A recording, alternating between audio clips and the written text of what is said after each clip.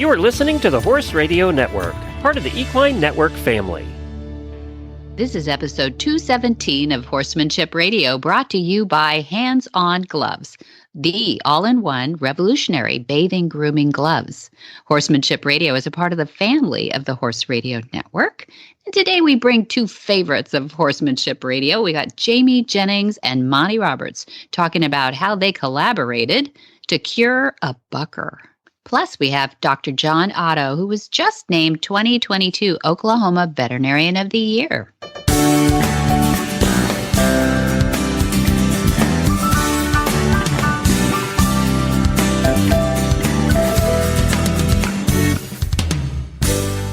This is Debbie Laux, and you're listening to the Horsemanship Radio.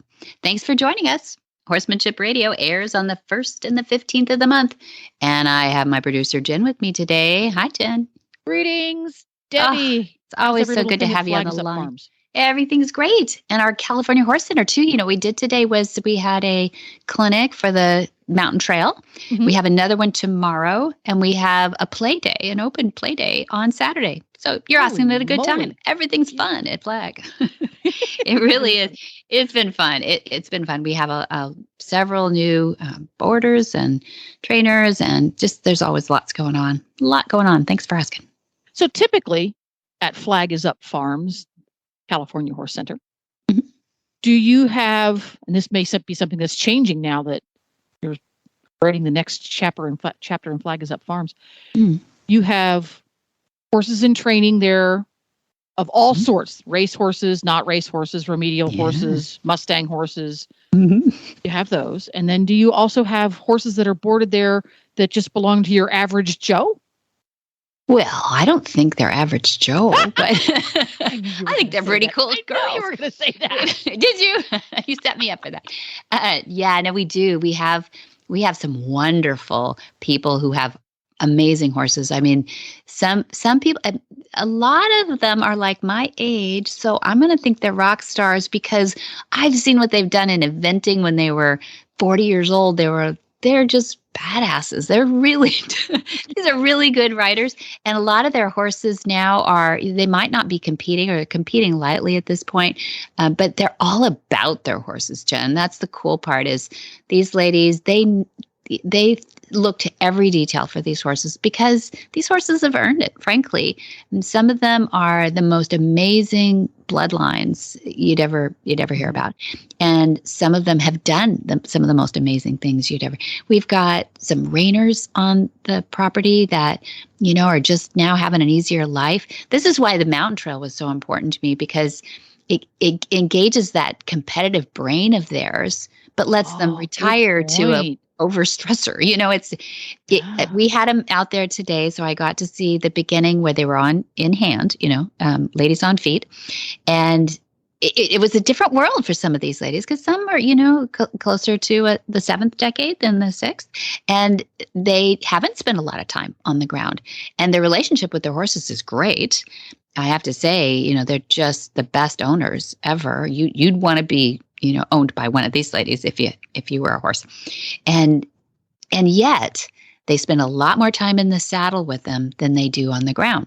So there was a little bit of in-hand training that we did at first, of course, in the covered arena that we have here, which is nicely packaged for us because it's right across the racetrack from the mountain trail. So we start there and we do a little dually halter training so that the horse is really listening to them in hand.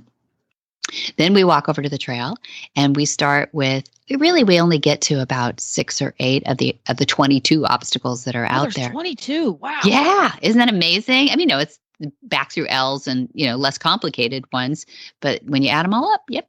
But, today they were a little like, let's not go on anything that moves a lot. Let's just, so the suspension bridge and some of those things, but they worked really hard with the fan and just all the beautiful obstacles in the water, of course, at the end. So we saved the water as a treat for the horses. And of course, there's all those that go like, wait a minute, I'm a dressage horse. I don't do water, really, I mean, I think maybe you kind of mix me up with somebody else. And then they stick a toe in there. And when they see it's not 25 feet deep, oh, Oh, you didn't ask me that much. And then they're just like kids. They are just like kids, Jen. They go like, oh, this is kind of fun. Let's do it again. And the ladies are giggling and, and getting their pristine boots wet. I love it. I just love it. And I just saw a lot of smiles on the end of that. And there were four today. There'll be 4 tomorrow. And then play day is about 10. We opened up to about 10 people who go out. And that's from outside the farm. So today's and tomorrow's were for our boarders. We had our arranged time and clinic and all that. So it's really fun. And I think that sort of as a theme for the whole ranch now. We're taking those transition horses and creating that same atmosphere for them, where they go out wide-eyed and in the end, they're hunting the trail, as they say, and it's really fun. Yay! Yeah. I'm a little bit jealous. I want to be there. I love doing the obstacle courses. They're so much fun. Yeah, I know you have a lot of experience in that too, and just you're a trail girl anyway, so all that too. Well, that's for me. That's a lot of the fun of trail riding is what you might call the obstacles. Some people call it technical trails. Right. For me, that's a lot of the fun of it is navigating the downfalls or the blowdown of the trees that fall down and finding your way through an area where there isn't a trail. Now, the bridges aren't my favorite just because I have terrible fear of heights, but The horse doesn't, but I do, right? The horse doesn't. I dismount and walk the horse across because I am terrified. Nothing to do with the horse. Well, these are big enough to do that on, so I guess you can. But we'll have to get you over that. No, maybe not. No, I think that's part of the fun. What do you think about speed trials versus not speed? Just execution. I'm okay with the speed trials in context. Okay. Because I've seen it go wrong as far as the horse's overall training, where they think the whole point is to get through it as fast as possible, but their training process did not teach them the take care of yourself so it's not done dangerously. That makes sense? Yes. Because you can get across a bridge in a hurry on a horse that's scared. A horse that's scared going across a bridge quickly is not going to be watching where his feet go. Yeah. So for me, not a good idea. Not hunting the trail either. Well, exactly. And I think the obstacles, at least been my limited experience with obstacle courses. The speed trials tend to be really simple stuff that it's not really a trail obstacle. It's a tiny jump, or it's a tiny fan-shaped jump, or it's a curtain that you run through, versus genuine trail obstacles have been thought out so that you are developing skill sets in different parts of the horse's brain and different parts of his body and different parts of the person's brain, different parts of the person's body, so that you can take those experiences and those skill sets and apply them to a variety of unfamiliar obstacles. It's a little bit like if you learn adding and subtracting and multiplying and dividing, you can apply those to all other types of mathematics. Sure, that's if true. You don't I didn't go beyond those, but I mean, either. But you can apply them everywhere else. But I've seen a lot of the speed trials go way scary wrong. Yeah. Yeah, I think that is. There's probably two sets of worlds for those, and I just was wondering what your opinion, because I've gone on a lot of trails, and I don't think speed was ever my goal. Although, see, from my point of view, it has an application being an avid fox hunter. Ah, yes, that's true. I should have thought of that. When you're fox hunting or going cross country in eventing, doing endurance where you're moving at speed, all of those things, you are on trails and you have to move at pace. Yep. You don't know what's coming up next, and you need to be able to safely navigate. So you need to have some skills and history to draw on. So from that point of view, developing a skill set that allows you to move quickly through different types of obstacles has value. Absolutely. And if it's getting dark, I like to get home quick too. So there's on the mountain. If you've never approached a fan obstacle, a fan being a ground pole or tree stumps or tree limbs, something like that, but they're in an arc. So at one end, they're closer together, and at the other end, they're further apart. If you've never tried to do that at a forward trot, you've only ever walked it, and you've only ever planned to get there. If you ever have to do it in a situation, fox hunting, doing endurance, something similar to that at speed, you're not going to have that skill set. You won't have set yourself up for success. Yeah, that's true. Yeah. But you always have to start out slow, right? Doesn't help to start out at a run. No, not so much. Because, again, your brain isn't as engaged, and so neither is the horse's, right? And so that's why we do the in-hand, too, is so that there's different perspectives. And you know how their eyes work. So we've talked about that on the show before, too, that there is all that eye and hoof coordination, and there's the eye-hand, too, when we're down there. So, and in the eventing universe, there's, I think it's Jimmy Wofford that coined the phrase, may not have been, but he uses it. Teach the horse to have a fifth leg. And in the trail biz, in the Western biz, you call it seeking the trail, reading the trail. Yeah. It's the same skill set where the horse is watching where he is going. He is able, through training and experience, to make judgment calls on how to get him and you safely through what is ahead. And for a cross-country horse or a fox hunting horse, he learns to do it at speed with horses all around him. Whereas a trail horse, in the Western sense of the word, is learning to do it at a much slower pace most of the time on a different type of terrain. He's going to have narrow trails and single track and cliffs and things like that. I think it's that same mental and physical skill set for horse and rider. You have to develop trust. You have to develop balance. You have to develop feel. All of those things still apply. So people who go and do the speed trial courses, but don't do that part of it, are setting themselves up for crash and burn. Maybe. Oh dear. Yeah, it's a fun world. And it's fun no matter if the horse is retired, if the horse is just starting out, or as in the case of our transition horse program, they're being retrained to do something else entirely. And it may not be related to trail at all, but that relationship building and that trust building and then that engagement of their brain all works to help them transition to the job that they will be suited for and are looking for. So we love adding that. Yeah. I hear again and again from people with jumpers and dressage horses how they've done even a little bit of obstacle work, even if it's only in hand and they never even get on their back, how much it refreshes the horse's brain, engages them. It can be a real career saver for horses who are struggling. Yeah. We should do a show too on working equitation, because that's another conversation. Yeah. That is really up and coming and growing. And there are so many fractions of disciplines out there. Is that the next course that's going to be going? Well, I could be encouraged. You heard it here first. Oh, I can't wait. Oh my gosh. I'm hoping it's a little, there's just, it's different. And that's exactly why I'm looking for it, because I do want to keep them, guessing a little bit out there. There's a pretty active working equitation community here in Central Florida. And I went and did one working equitation play day. Good. And it was so much fun. Good. Yeah.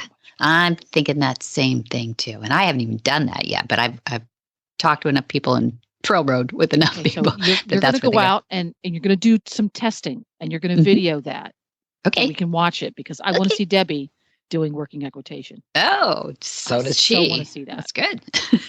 I will. Hey, we should get some more on the trail too, because we forget to do that. We take these pretty pictures, but a little more video is kind of fun. A little bit of video of Debbie doing the trail. I want to see that. Me and Mojo. We're a team. So I think that's great. And speaking of teams, got an interesting team coming up on the show today. Yeah. A little while ago, co-host of Horses in the Morning, Jamie Jennings, who is also a Monty Roberts certified trainer. Is that right? Absolutely. Was struggling a bit with a client horse who was just really making her think outside the box, really think hard to get through his issues. And she chatted about it on the Horses in the Morning show because she had to call in the big boss, Monty. So that was an interesting process, and we thought everybody would enjoy hearing about that in case you don't listen to Horses in the Morning. So what we're going to hear next is Jamie chatting with her co-host Glenn about her adventures with a particularly challenging client horse who was a gypsy vanner. And we're going to do that right after we hear from our title sponsor, Hands On Gloves.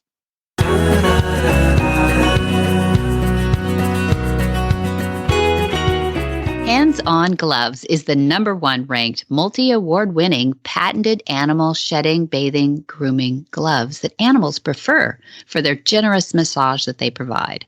Hands On is currently expanding to bring you revolutionary new animal products as well as high-quality, effective gardening gloves and tools. Hands On Gloves will change the way we tackle everyday animal and gardening activities, making those efforts faster and more effective. Whether you have a house full of cherished fur babies, a garden full of prize-worthy vegetables, a ranch of prized livestock, or the best rose garden in town, Hands On Gloves provides you with the tactical tools you need to get the job done right. They're non-abrasive with flexible round tips and strong nylon fabric. They make the perfect grooming gloves. Find Hands On Gloves at your local retailers or at handsongloves.com.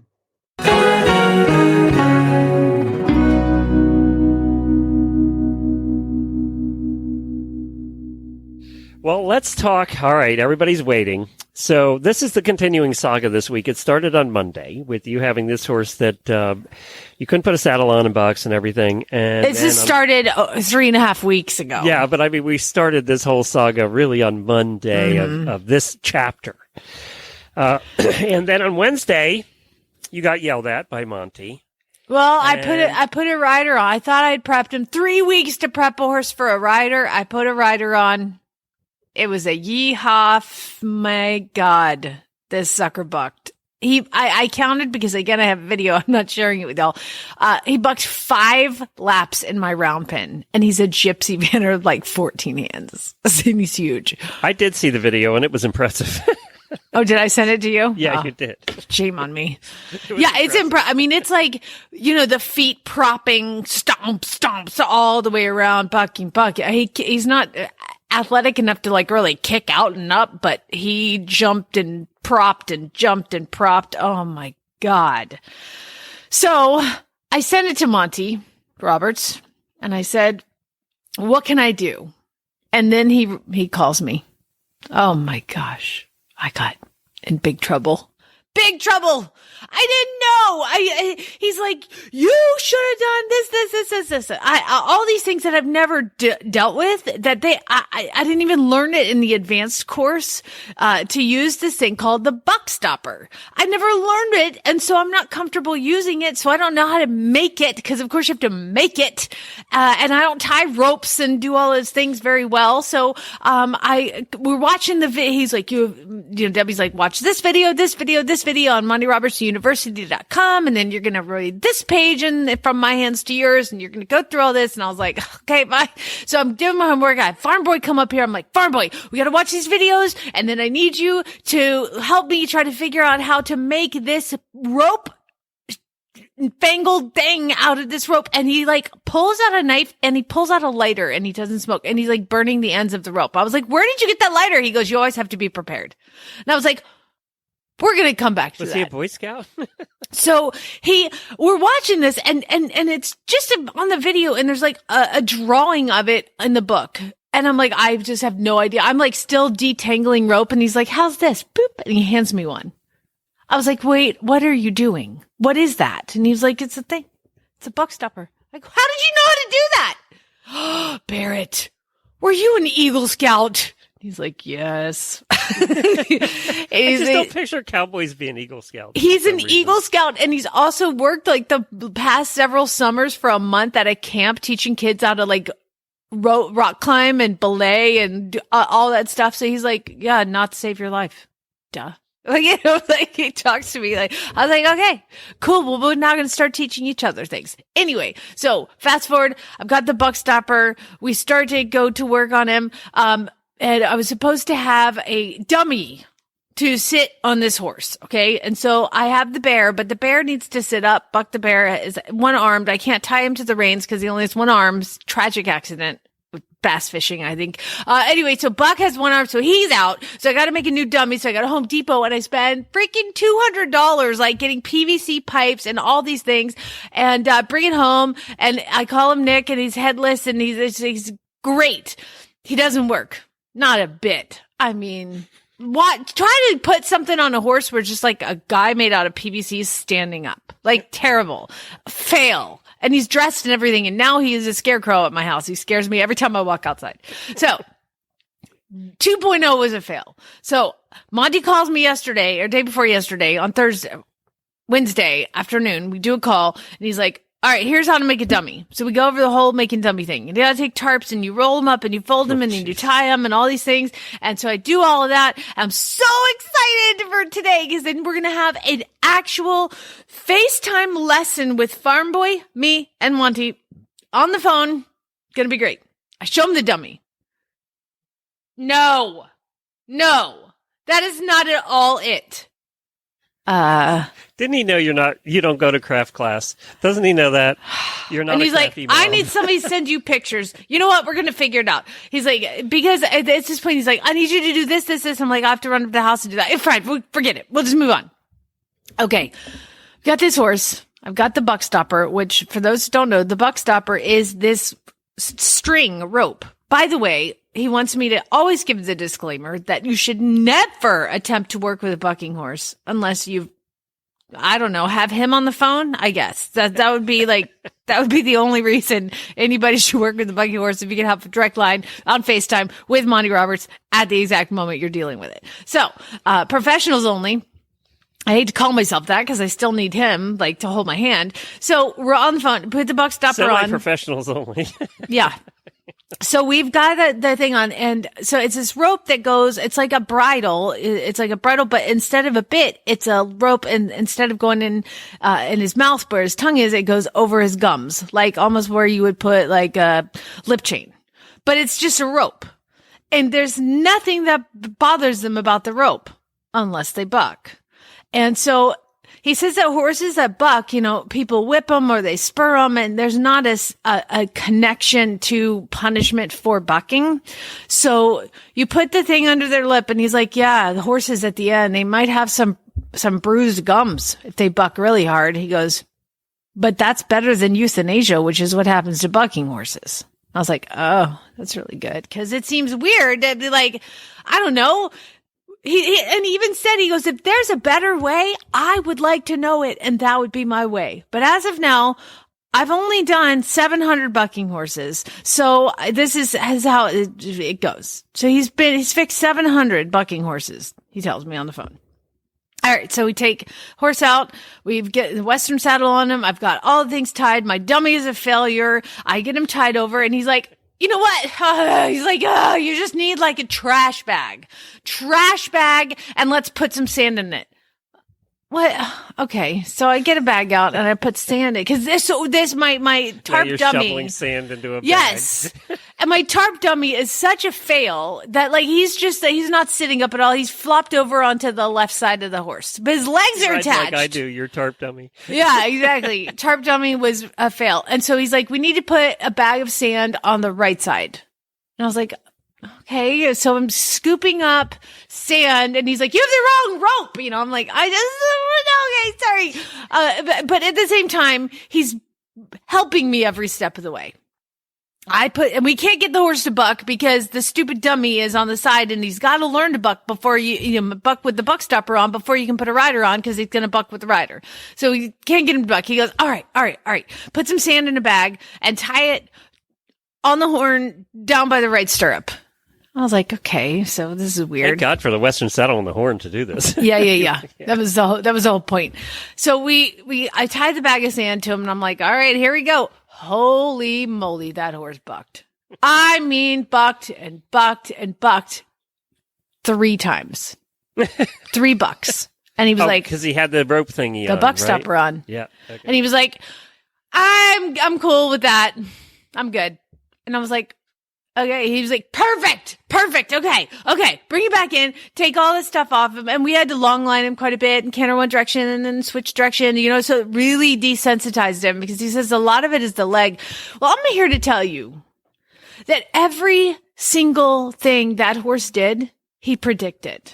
He's like, okay, what's going to happen is you're going to send him off to the left and he's going to do this. And then when we switch him to the right, he's going to do this. And then lo and behold, I send him off to the left. He does the exact thing. Send him off to the right. Does the exact thing he said. I was like, how do you know? Like, I mean, this guy has fixed these horses for years and years, for He's 60, almost 70. 90. He's been doing it for since he was like years. 3 years old, I think. So, but I mean, it's just amazing. And he's like, to me, this horse is such a big deal and so unique and so special to me to have such a difficult horse. And he's like, like it's no big deal. Like to me, he's the scary monster. And to Monty's like, just get up there. He's like, all right, take all that off. I go, okay. I'm going to put the dummy on him. He goes, just put it on him. And I was like, I couldn't even walk up to this horse with a surcingle in my hand 3 weeks ago. And here you want me to put this giant tarp monster on him? He's like, just put it on him. And I put it on him. He's fine. I was like, what? How do you know all this? Like, it's like he just predicts the future because he's seen it so many times. He's dealt with 700 horses with this problem. And to be fair, that's a lot of these guys. That's a lot of work. We were with this horse. Monty stayed on the phone on FaceTime with us for an hour and a half. He'd be like, all right, Barrett, you go to the horse. Jamie, you hold the phone. By the time we were done, he's like, all right, Barrett, I need you to walk up to the horn. I need you to do double clove hitch, half hitch, with like a thing. And Barrett's like, okay, And Monty's like, wow. Okay. He's like, and now I need you to do a bowling knot. I need you to take it around, do this. Okay. And Bear does it. He's like, dang, that's pretty good. So the fact that like Barrett speaks cowboy knot tying to Monty was very impressive to him. But it was just amazing. So what are we going to do when we get the rider on? I'm like, surely we're not going to put a rider on today. Like we've done a lot. I've taken an hour of Monty's time. I just want to rewind a bit. So he really only bucked 3 times with the strap on. With the strap on, 3 times, okay. 3 jumps. And he's like, you kind of want him to buck a few more times than that, but you know what? That's fine. And this horse is a little motor, man. He just go. And he was like, if he wants to canter, let him canter, so on the long lines. So, all right. He's like, Jamie, you hold the horse. And I want Barrett, you to climb up on the mounting block. And of course, Barrett's got the helmet on and he climbs up on the mounting block. He's like, I want you to just put your foot in the stirrup, put some weight down, flop all around. Barrett's doing all the things just like all over him, putting weight in the stirrup. And he was like, okay, go ahead and get on. I was like, I did that Monday. Are you kidding? He loves this. Like, this is awesome to him. So he's like, and I was like, hold on, Barrett, before you do. So Monty has the thing of not telling you what you're going to do until you actually need to do it. And I was like, Monty, I have some questions before we do this. All right. Am I unclipping him? What are we going to do with the lines? Like, and he answers all my questions. Barrett gets on and that horse blasts off and doesn't buck once. Not once. Canters around, he's walking, then he's trotting, and then by the end he's cantering around, and Barrett's having to move his legs all over and do all this, and move him around. It was amazing. Amazing. This horse I've been prepping for almost a month to have a rider. Got one rider on. It was a disaster. And then Monty gets on the phone with me and we've got it fixed in a day. Like, what? He's so amazing. You guys, if anybody questions anything, I mean, I've worked with him since 2015. Yes, he's amazing. What I saw yesterday was beyond and far above anything I have ever seen in the horse world in my entire life. How he handled that, predicted all of the things, got through all the things. And okay, the horse wouldn't walk up to the mounting block. He's like, all right, put the mounting block over there, walk him by it, and then walk him around, get it closer. And then mounting block issue gone. Like, no problem. Okay. I mean, just so efficient. So all this, we get the rides. Barrett canters in both directions. He's riding him for quite a while. I mean, it was awesome. So Monty's like, your homework is do not ride this horse for the next at least 5 rides without the buck stopper. He was like, he's going to regress at some point. I'm like, now I know he's going to do it because he predicts the future. He was like, he's going to regress. Then you just call me back when he does, if he does. And don't ride him without it. And we'll revisit in a week and see how it's going. And it was just the most incredible display of horsemanship. And like we finished, I'm just like, I'm crying into the phone. I was like, thank you so much. You've changed lives. And I'll tell you how he changed lives. Number 1, my life, because I did not think that I would be anywhere near capable enough to handle this horse going forward after Monday's episode. I was like, I can't. I don't know what to do. I can't. Yeah, you were ready to ship him back, actually. Yeah, I was going to teach him to drive. I was like, he's going to be a driving horse. Because I didn't know what to do. Yeah, you don't want him bucking in the cart either. Well, and I don't want him bucking off my rider, and I don't want him hurting himself. And I certainly can't send him back to his owner and be like, I could get on him, but he only bucks 3 times. And then I can't be like, he's fine for you to get back on. So he changed my life. He changed the horse's life, because the horse may actually be a productive member of society at this point and not just a sponge on his mom. This woman has spent so much figuring out back and she's done muscle biopsy and all. I mean, she's just done everything to get this horse right. And the third life he changed Barrett's life. And I'll tell you why. Farm boy Barrett has only done horses in Wyoming cowboy style. They break them by, you get this, you put them in the round pen, you put the saddle on them, you run them around, and you get on them.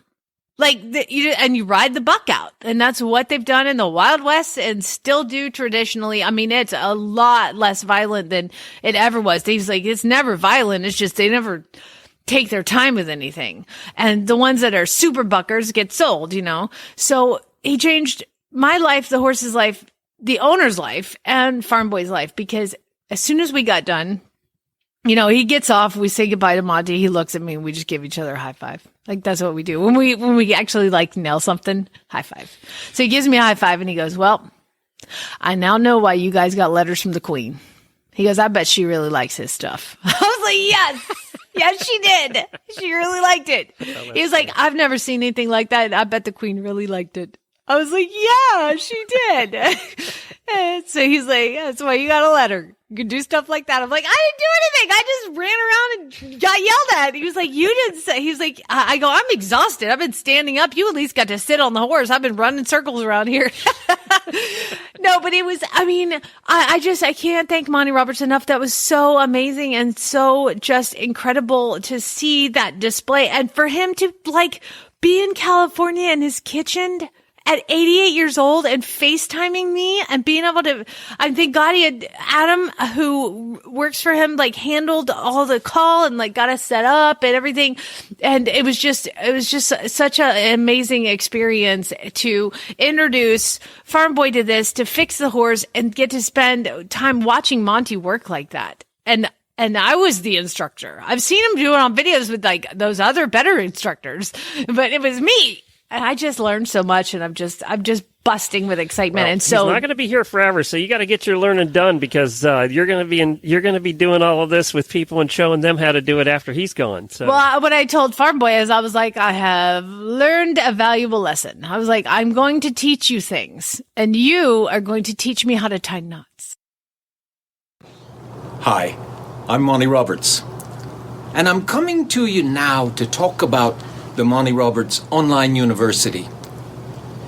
There ought to be 6 months in everybody's life where they just live with their animals. I've been staying home, but 3 months now, I've been home with this virus thing, and the things I'm learning, we're bringing you a new series.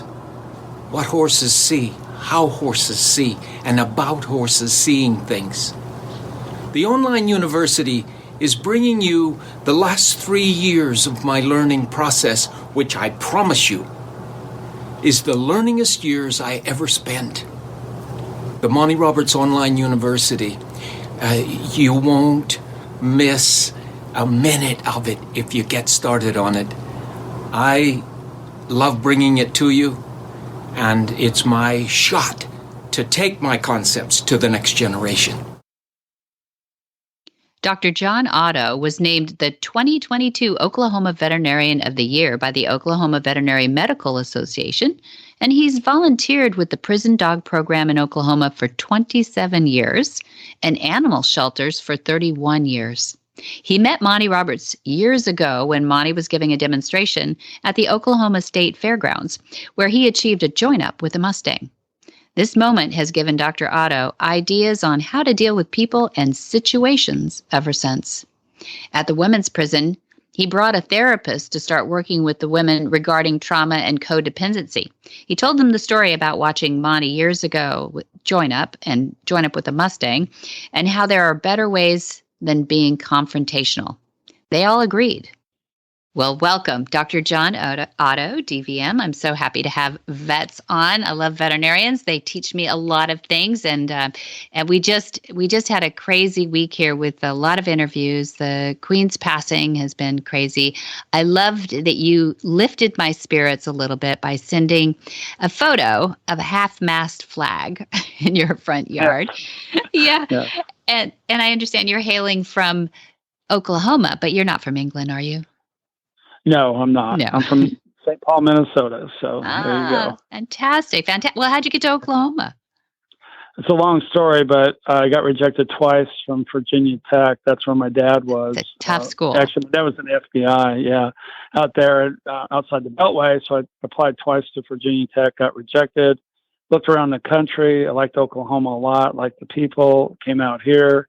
Got rejected again, got my residency, and I finally got in. So, and then I loved it so much that I met my wife here. So that's how that kind of goes. I love that. No, I love your story. And I love, at Lucky, Oklahoma to have you because as we read in your bio, you've done volunteer work in the prison dog system for 27 years, and you've volunteered at animal shelters for 31 years. You're a giving individual, and I love that. I don't know too many vets that aren't, but I don't know too many vets who put that kind of volunteer time in. I really appreciate you for that too. And so, I thought it would be interesting.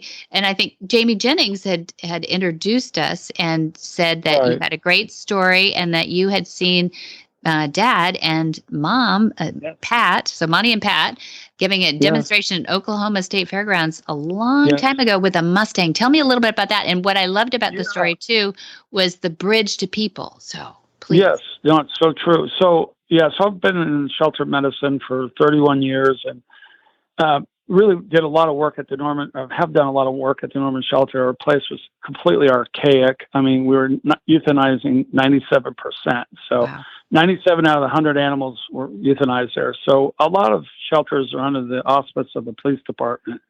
People don't realize that. And they often treat the shelter like a bastard child, like unwanted, burden financially. And that's how it was here in Norman. Very hard to get things changed. Couldn't even get risers in for the dogs so they could keep off the cement floor. No kitty litter boxes because they said, quote, it would be getting in the drain and clogging it. So very, very barbaric. I mean, and it was hot, no air conditioning, very little heating. Flies were in there because the compost facility was next door. I mean, and I videotaped it to show the city council what it was like. So I was really trying to push forward to get changes there. And I saw that Monty and Pat were coming in town, and my wife loves horses, and that's how I met Patty. Was her horse had hurt its back. She took it up to OSU. I met her on a tour up there, and the rest is history. So anyway, Monty was coming into the fairgrounds to demonstrate, the joining up, with a Mustang. And I thought it'd be very interesting for Patty to see that. So we kind of go like date night just before we had kids, and we go up to the fairgrounds. And Pat and Monty are in this ring. I'll never forget. It was like a circular ring that they put up with panels. And they brought out, and he had a mic on, and he said, just started talking about his philosophy about, how they could, instead of like, I think his dad, he's mentioned that it would hobble them and, really kind of like force them into like, doing what they want. Right. And he said, there's a much better way, and it's quicker, it's more effective, it's easier on the animal, and they want to do it. So, and he talked about I think it was like 50 foster kids they had raised, and some of the things that worked with them and digging ditches, that whole thing.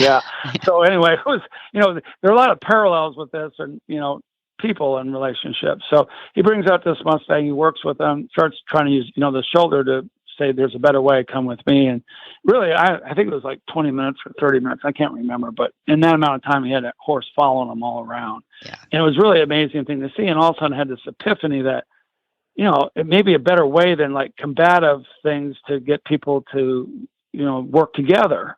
So when I was thinking about the animal shelter, I thought, we're right in the middle of, like, I was telling the police department, we got to get a new shelter. This place is really rough. And then I started thinking, it's probably a better way of showing them that the outcome, if we work together on this, could be much better synergistic than combative. Mm-hmm. And I thought, wow, that's a good way to look at life. And that instead of telling someone, you have to do this or else, blah, blah, blah. Why don't we show, by working together, we could create this new vision for our place here in Norman, build a better facility, we euthanize less animals, it costs less, and we're providing better service to our community. And a good example. Well, now, 20 years later, we now have a $3.2 million animal shelter, and our live release rate is 96.6%.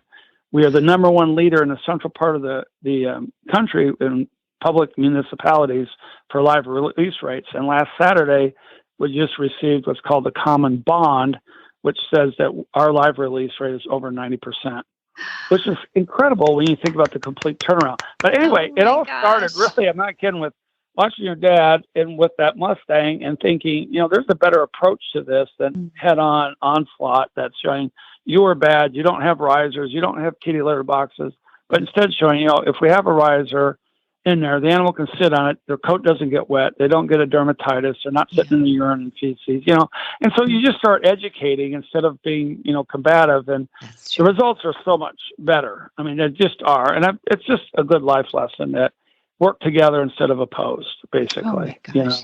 Yeah. So true. So true. Yeah. And so have you applied do you have kids now too? Do you? Oh, yeah. We have 2 boys. Yeah. Mm-hmm. Yeah. Yep. Yeah. Do you apply some of those principles? Yeah.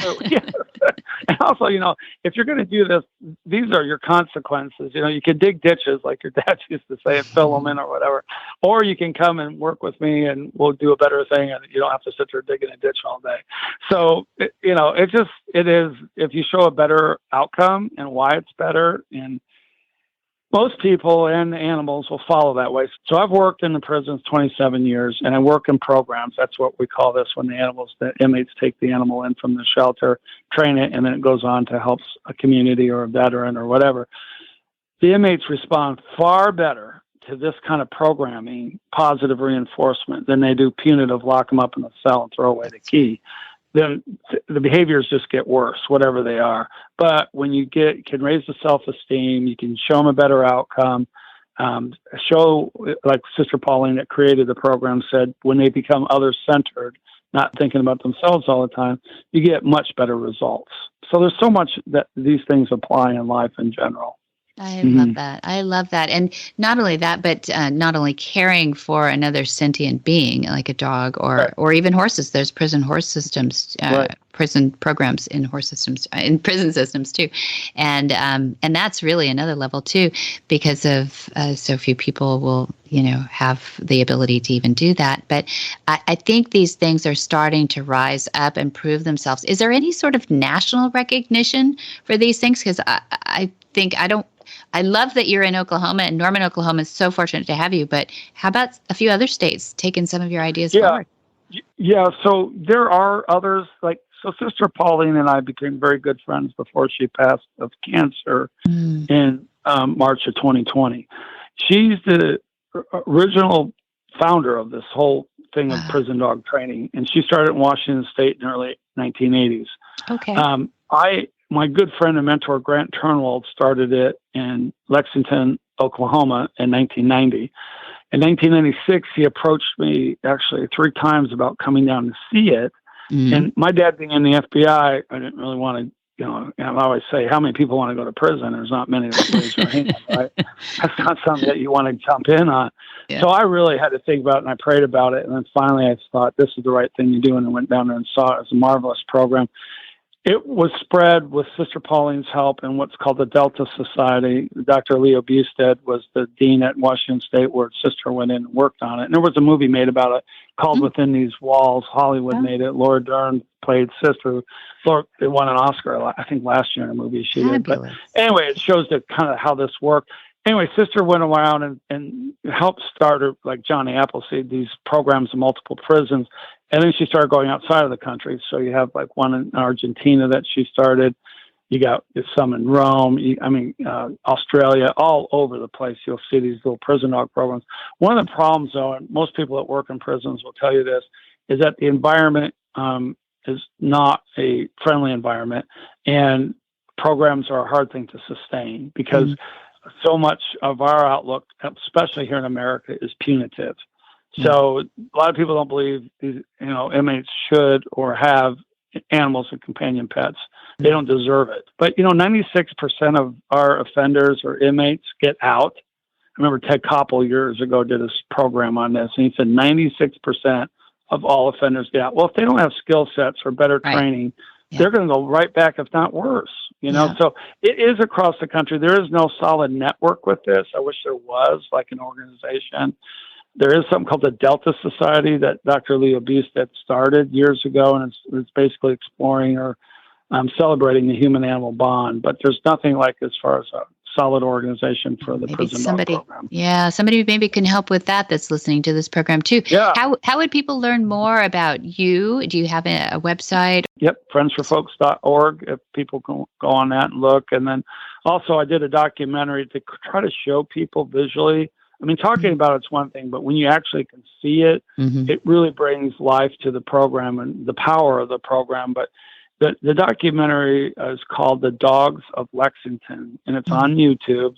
Okay. It did go to the Emmys, so it's that good. And I wasn't intending it to be that good, but my friend Greg Malott and then actually Greg Fredrickson, who did The Godfather and Apocalypse Now and all that, they helped me with it, and it really did come out good. And it really, I think, epitomizes what the program does for the offender, the animal, and then the recipient of the animals. But it's called The Dogs of Lexington. The Dogs of Lexington, like Lexington, Kentucky, right? Yep. Yeah. Okay. And you said the website was friendsforfolks.org. Friendsforfolks.org. Yep, okay. All one word. Okay. That is so kind of you. Thank you. It's brilliant too. And I hope people will pick this up and run with it and wherever they are, or maybe create an overarching way that people can get this information all in one place and start raising some funds for it. Would be awesome. And congratulations for everything you've done in your career and keep it going. Whisper the language of the herd. Listen, you don't have to say a word. It's time for Jamie Jennings to fetch an email from Monty Roberts' inbox and share a morsel of Monty's wisdom in a little segment we like to call Ask Monty. Leave this world a better place and learn the magic in the language of the herd. Dear Monty, I remember someone I knew said that if a horse doesn't want to back up in hand on a lead rope, the way to encourage them is to use an 18 to 24-inch riding crop and whip their legs. I also observed this technique in a horse training video. I don't remember who the trainer was, though. I have always had great admiration for your work and mission to make the world a better place for horses than you found it. Monty's response. What you have described here regarding recommendations for teaching a horse to back up is absolutely the opposite of my concepts. When a horse is whipped across the legs to get it to back up, it will usually work. But when the horse does move back, it is angry. And wouldn't you be? Whipping the horse and producing pain in order to achieve any given goal is wrong when you deal in the concepts of Monty Roberts. The method you have described also takes longer than my method and produces a horse that will receive lower marks in competition for exhibiting anger while backing up. Use of a whip will also generally encourage tail swishing and certainly putting the ears back. Please do not accept this recommendation. It is not only unfair and brutal, but it is not very effective when attempting to achieve acceptable performance. The first day that I work with a horse, I ask for a step or two in reverse. When I get it, I release the lines and congratulate the horse with a rub. They will learn very quickly that backing up is a good thing to do, and there is no whip required.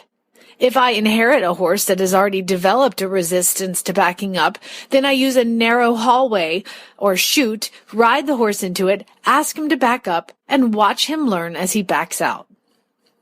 From My Hands to Yours, my textbook, has a chapter on backing up with drawings to illustrate my recommendations. I recommend that you read that chapter if you want to achieve acceptable backing up from your horse. The next time anyone suggests that you whip a horse in order to achieve any goal whatsoever, please just tell them that that procedure is not necessary and that you have better ways to deal with your equine partner. For more of these insights into good horsemanship, go to www.montyroberts.com and click on the orange banner that says Get Free Horse Tips. Hi, I'm Monty Roberts, and I'm dedicated to training horses without pain. You can learn to do it too on my Equus Online University. Western, English, the beginner, or the advanced rider. It doesn't matter. You can connect with other students online too, on our forum, and there's a new lesson every week. It's a lifetime of learning for you on my Equus Online University at montyroberts.com. Where in the world is Monty Roberts? Monty is looking forward to meeting some new friends, two-legged and four-legged. October 15, we have our Mountain Trail Play Day that we were talking about. And then October 21 through 23, we have a Horse Sense and Healing for veterans and first responders. October 31 through November 11, we have our advanced exams. They're coming in from all over the world for that one. November 12th is the mid-month of Mountain Trail Play Day. We have those every month, mid-month. Then November 14th through December 2nd is our advanced course. That's for the certification process. And then December 17th, we have our Mountain Trail Play Day. That's the mid-month for December. And then we finish this year with December 16th through 18, Horse Sense and Healing. And you can find all of that and more at montyroberts.com. You can also find this here podcast on montyroberts.com. It's on the homepage. Just scroll down a little bit, and it is right there. If you want to go old school and talk to a real live human being, they are. You can call 805-688-6288 and chat with a knowledgeable human being right there at Flag Is Up Farms. A quick question for you, Debbie. Yes. For folks who have their horses boarded at Flag Is Up Farm, you have, because we talk all about the mountain trail course because it's so cool and unique, but you also have an indoor arena. We have a covered arena, I would call it that. Yes, and in California, that's practically indoors. Yes. And then you have the outdoor arena. Huge. It's huge. Which is football field size. Yeah. And you have the Eurosizer, which is the world's fanciest walking system. 12-horse oval walker, that's right. And we have a 100 by 100 cutting arena. We call it the cutting arena because the cutting horses have used it for years. It has a flag in it, but it's a great size for doing almost anything. You know, we can do the flag thing. It's flag thing fun. It is fun, and we've got a little platform there so people can observe. So we do some of our classes from that pen. So 100 by 100 is a nice practical size, and then we've got, I don't even know how many round pens we have. You have a bushel. We do. And then we have, by the end of this year, we'll have 27 walkouts. We currently have almost that. So, we have a lot of facility. And then just the property alone, we have our movement stabling out there. We have lots of pastures, and we have a racetrack. Did I mention a racetrack? And we have a whole gentling facility, which is really cool, where we gentle the Mustangs and the feral horses, and that's part of the school. And then right in the middle of the yard, we have a classroom. It used to be a hospital for surgeries on equine, but then we have one of the most world famous hospitals in the world here in the San Ynez Valley. So we went, we don't need that anymore. So we turned it into a classroom in the 90s. So it's really nice to have too. And we have it's a beautiful facility, I have to say. I can say that because I didn't make it. My parents made it in 1966. And it's been evolving and becoming more beautiful ever since. People have such a nice peaceful feel about it when they come visit. It is a very peaceful setting, even when it's busy. When I was out for the movement a few months ago, hubbub everywhere, horses all over the place, lots and lots of people, lots of things going on, yet it still maintains a very zen feel about it. Aw, thanks. Yeah. We think so too. I think it's all the trees and the parks and all the water, it's nice. Yeah. Thank you. And for details about all of these things, you can go to horsemanshipradio.com. That's the website for the podcast, where you're going to find links, photos, and more information about today's show. And Debbie loves to get feedback about the podcast and it about helps. the university and all those things. It helps her move things forward and keep it relevant for everybody. So to do that, you can go to Facebook, look for Monty Roberts, the one with the little check mark. You can also go to Twitter or Instagram, where Monty's handle is Monty_Roberts. Many, many thanks to our sponsors, and they are HandsOnGloves.com. And then also, we started this with the idea that we would share the Monty Roberts University.com that has over 700 lessons on it now, Jen, since 2009. It's amazing. And by the way, if you're test phobic like me, you don't have to take any tests. No. This is a university for learning at your own pace. That's right. And if you get it wrong, you just get to try the next question. And I love the university. We've tried to change it a few times and we went like, nah, it doesn't get any better than that. So we keep it, but we just keep adding to it. It's really nice. So, and be sure to visit all the other great shows too. I mean it, on the Horse Radio Network at www.horseradionetwork.com. So many cool things there. Until next time, have many happy horse hours.